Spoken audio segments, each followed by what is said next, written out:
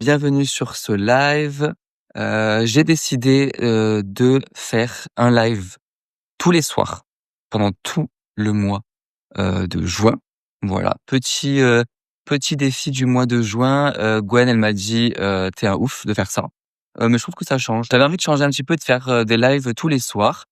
Pour être honnête, je vais peut-être reprendre certaines bases parce que j'ai aussi envie de, parler, de choses qui peuvent intéresser, les futurs et diplômés, les jeunes diplômés. Je vais aussi parler de nouveautés et il y a pas mal de nouveautés au niveau, des domiciles.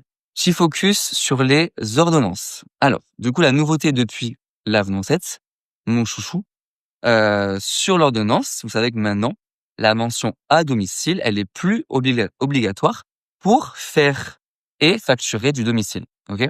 Donc, s'il y a écrit «à domicile» sur une ordonnance, très bien, mais c'est pas parce qu'il y a écrit «à domicile» que vous êtes obligé de faire la séance à domicile. Faire la séance à domicile ou pas, ça c'est quelque chose à voir et à décider avec son patient. Au même titre que si sur l'ordonnance il n'y a pas écrit à domicile, vous avez quand même le droit de faire une séance et de facturer une séance à domicile.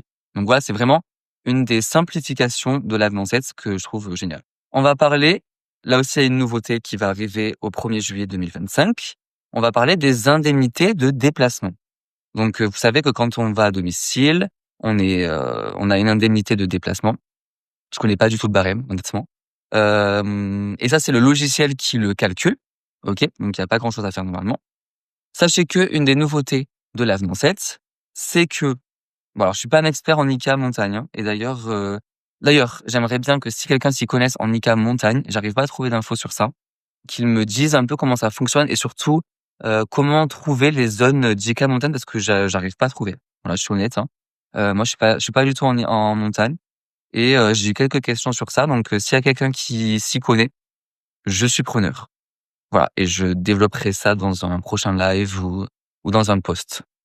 Et du coup, une des nouveautés des ICA montagne, c'est que elle est permise si l'un ou l'autre des domiciles du patient est du coup en zone montagne. Donc les zones montagne, par contre, ça c'est sûr, c'est bien la sécu qui décide où c'est. Et alors ou si le cabinet du kiné se situe en zone montagne. Alors je sais pas si c'est un scoop, mais du coup purée, mais du coup c'est, ce qu'il y a écrit dans l'avenant 7 et c'est ce qu'ils ont changé. Donc, est permis si l'un ou l'autre des domiciles du patient ou du cabinet du kiné se situe en zone montagne. La nouveauté, c'est que, il y a l'indemnité forfaitaire. Donc il y a des indemnités forfaitaires de déplacement qui sont un peu spécifiques selon les pathologies. Et l'avenant 7, il va, simplifier un peu tout ça. Et c'est-à-dire que ils ont créé une indemnité forfaitaire de déplacement spécifique. Alors attention, restez connectés, ça va être compliqué. Qui s'appelle donc IFS et qui sera à 4 €. OK? Donc c'est simple, ça remplace tous les autres IF. OK? Donc tout ce qui commence par IF, donc il y avait IFN, IF, je sais plus quoi, machin, machin. Maintenant, c'est IFS à 4 €. Voilà. Donc je vais vous faire un petit récap de ce qui est maintenant IFS. OK? À 4 €, donc c'est quand même pas mal. Donc c'est pour tout ce qui est, vous savez, TER 9,5, donc tout ce qui lorsque vous avez plus de, 2 territoires, attention avec chirurgie, celui-là, eh bien vous pourrez coter, si vous allez à domicile, l'IFS donc de 4 €. Pareil, fracture de l'extrémité distale des 2 os, donc opéré, donc on reste sur, de tout ce qui est opéré. Pareil pour fracture du coude ou luxation du coude. Bon en fait, je sais pas si je vais vraiment développer tout ça parce qu'il y en a pour des heures. Je vais pas le faire. Non, je vais pas parce que vraiment il y a beaucoup de cotations qui sont, IFS. Donc je vais peut-être pas toutes les, faire la liste. Par contre, ce que je vais faire, c'est que je vais mettre la liste en description, des épisodes de podcast et de chaînes YouTube, d'accord? Mais du coup, le truc à retenir, c'est vraiment que, vous savez, jusqu'à présent, il y avait plein d'IF différents. Par exemple, je vais vous trouver un IF paraplégie ou tétraplégie, c'était IFN, OK? Heu rééducation de la déambulation dans le cadre des personnes âgées, c'était IFV. Ben tous ces trucs-là, vous pouvez oublier, OK? C'est IFS maintenant. Voilà. Pareil, encore une simplification de l'avenant Z. Alors du coup, après, on a des forfaits spécifiques, donc je vais pas non plus tout détailler, mais sachez que il y a un forfait qui s'appelle le forfait de retour à domicile après hémiplégie, qui s'appelle FRD. Voilà, donc il y a des conditions, vous franchement, c'est hyper simple, vous tapez indemnité, de déplacement kiné Première page d'Amélie, bim, il vous explique exactement les conditions du forfait de retour à domicile après une hémiplégie. Pareil, forfait de retour à domicile, le FAD, c'est pour tout ce qui est chir ortho.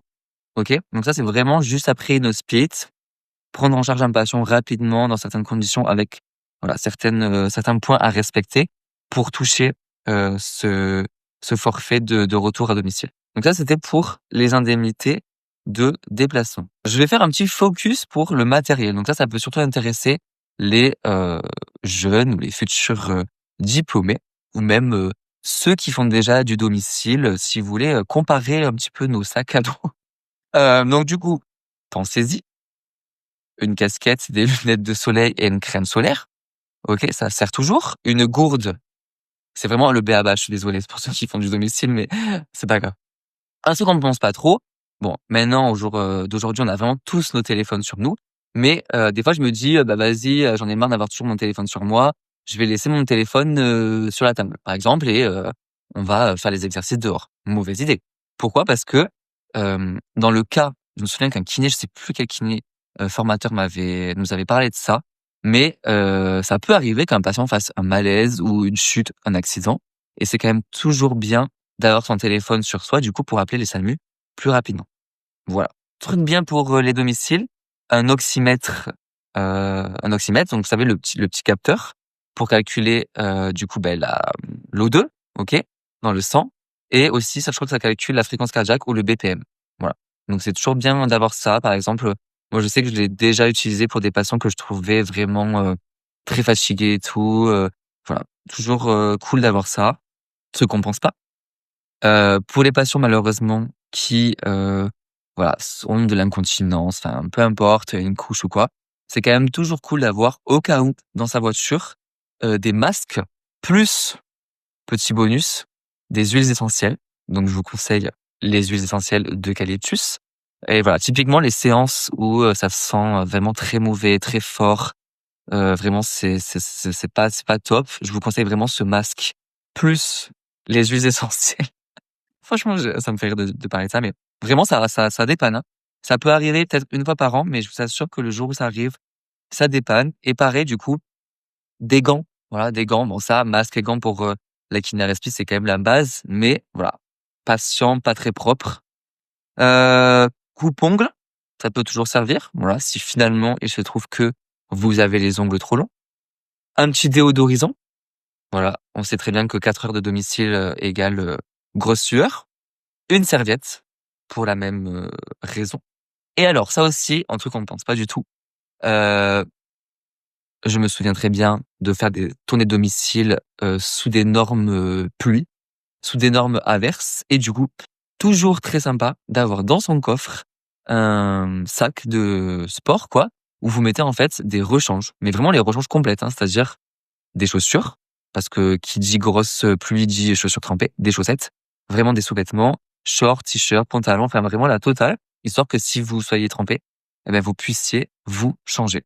Voilà, donc ça, on n'y pense pas du tout, mais le sac de sport avec vraiment le complet, la tenue complète de rechange, voilà, ça peut vraiment, bien servir. Du coup, dans la même veine, contre des pluies torrentielles, le parapluie et le kawaii. Toujours avoir un petit encas sur soi. Truc cool aussi, donc c'est toujours penser, pour les domiciles, à peut-être un petit matériel de rééducation.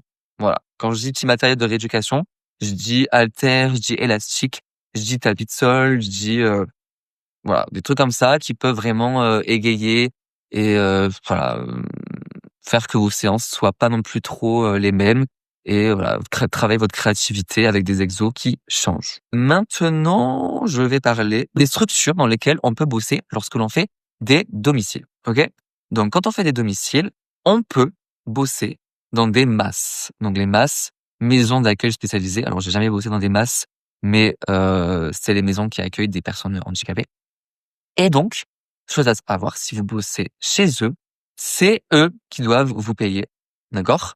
C'est pas la sécu, si vous bossez dans des masses, normalement, c'est eux parce qu'ils reçoivent une enveloppe de la sécu. Voilà, point à savoir si un jour vous bossez dans des masses. Info aussi, du coup, une des nouveautés au 1er juillet 2025, c'est que, donc ça va avec, par exemple, si vous bossez dans les EHPAD, mais même pour tous les kinés libéraux qui bossent avec des personnes âgées, c'est-à-dire presque tous les kinés. À partir donc du 1er juillet 2025, l'acte maudit, un des actes qui est le moins bien payé chez les kinés, ok, c'est l'acte de rééducation de la déambulation pour les personnes âgées, donc dans le cadre du maintien de l'autonomie des personnes âgées. Donc c'est l'ancien AMK6. À partir du 1er juillet 2025, cet acte est supprimé. Finito cet acte rééducation déambulation des personnes âgées. Pourquoi ils ont fait ça? Ils ont expliqué que c'est pour redonner, on va dire, de l'attractivité, redonner un petit peu envie aux kinés qui font beaucoup d'EHPAD, beaucoup de domiciles. Voilà, parce que du coup, on repasserait sur la cotation qui est un petit peu au-dessus pour les personnes âgées. Autre news aussi qu'il faut savoir, important, c'est que quand on fait du domicile, on peut être amené à bosser dans des structures qu'on appelle les HAD, donc hospitalisation à domicile, ok. Donc il y a plein d'assauts d'hospital à domicile avec lesquels vous pouvez signer du coup une convention. Et ça, du coup, c'est une convention qui est sortie il y a pas si longtemps, donc ça date de l'année dernière. Et en gros, si vous bossez avec des HAD, donc si vous faites du domicile, franchement, ne dites jamais non à une HAD, hein, parce que vraiment, on a des tarifs qui sont revalorisés. Donc, pour donner un exemple, un bilan initial dans une structure de HAD, c'est, depuis le 22 février 2024, c'est 62 €. VS, combien pour un bilan? C'est quoi, 25 € un bilan kiné? Et une séance classique, donc de l'ordre de 30 minutes, réadaptation globale, ils appellent ça, 34 €. 34 €. Voilà. Genre, enfin vraiment le double d'une séance, et séance d'une séance kiné classique. Séance de kiné respiratoire, 22 €. Enfin vraiment, je vous le dis, si vous bossez, en domicile, allez dans rapprochez-vous des hospitaux à domicile parce que vraiment depuis peu, on est bien payé. Voilà, et sachez que si, cette convention, parce que c'est une convention du coup, elle n'est pas mise en place dans cette structure de HAD, il faut que vous rapprochiez, d'un syndicat de votre région, d'accord? Vous leur dites: «Ben voilà, cet HAD, il a pas de cette convention, il applique pas les tarifs spéciaux», et normalement les syndicats, ils vont se rapprocher des structures d'HAD pour leur dire, d'appliquer, cette convention. Autre chose à savoir aussi, c'est que, c'est pas quand vous bossez avec des HAD, pareil, c'est pas la sécu qui vous paiera, c'est eux. OK? Parce pareil, ils reçoivent une enveloppe de la sécu et après ils vous distribuent. Donc du coup, ne pas facturer, des soins à la sécu en classique. Il faut vraiment demander à CHAD la procédure pour facturer via eux. Autre chose pour les domiciles, chose, qu'on apprend, qu'on ne sait pas forcément et que j'ai appris récemment. Moi, je me suis toujours demandé, je pense que vous avez tous eu des domiciles où les patients avaient des caméras de surveillance à l'intérieur de chez eux. OK? Typiquement, c'est les patients, très peu autonomes, voilà, où, les enfants ou quelqu'un de la famille veut avoir un œil, et vérifier que tout se passe bien, chez cette personne.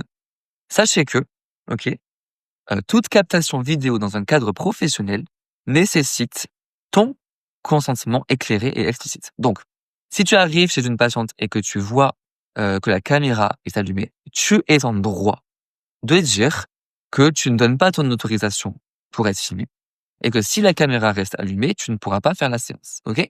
C'est pas du tout un caprice, c'est vraiment un droit fondamental à la vie privée et en plus un respect de ton exercice professionnel. C'est déjà pas mal, donc pour faire un petit récap du coup des nouveautés qui vont arriver au 1er juillet 2025, c'est quoi? C'est suppression de l'acte, rééducation à la marche des personnes âgées, côté 6, vraiment l'acte le plus éclaté au sol. Quelle était l'autre nouvelle? C'est que toutes les indemnités forfaitaires, spéciales qui existaient sont remplacées par l'indemnité forfaitaire IFS, donc l'indemnité forfaitaire de déplacement spécifique qui passe à 4 €. Voilà, au moins ça simplifie un petit peu les choses parce qu'il y avait IFS, IFN, IFV, tout, enfin, c'était tout un bordel. Là, c'est simplifié. C'était que ces 2 là et aussi du coup, une des autres nouveautés, mais ça, c'est depuis l'année dernière, comme je l'ai dit, c'est que sur l'ordonnance, la mention à domicile n'est plus obligatoire.